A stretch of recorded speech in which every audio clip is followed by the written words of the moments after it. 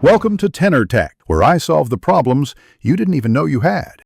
Start by finding the exact key that ticks when you press it slowly. Use steady presses and listen carefully to isolate the sound. Gather tools on a clean work surface. Keycap puller, 3, 5 mm flathead screwdriver, small brush, and dielectric grease. Have a small container to hold screws and springs so nothing gets lost during the repair.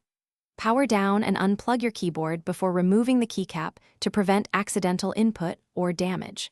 Remove the stabilizer from its housing and inspect the stem and bar for grime. Clean parts with a small brush and a lint-free cloth dampened with isopropyl alcohol. Let parts dry fully before lubricating to avoid trapping moisture.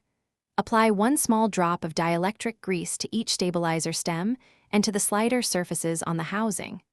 Reinstall the metal bar carefully, making sure it sits flush and moves smoothly within the housing clips. After reassembly, reinstall the keycap and test the key with several slow presses. Listen for ticking and feel the travel to confirm the stabilizer is smooth and quiet. If you still hear a tick, remove the keycap again and add another small drop of grease to the contact points. Make minor adjustments to the metal bar position if necessary for even movement. Avoid overlubing because excess grease can attract debris and cause sluggish key travel over time.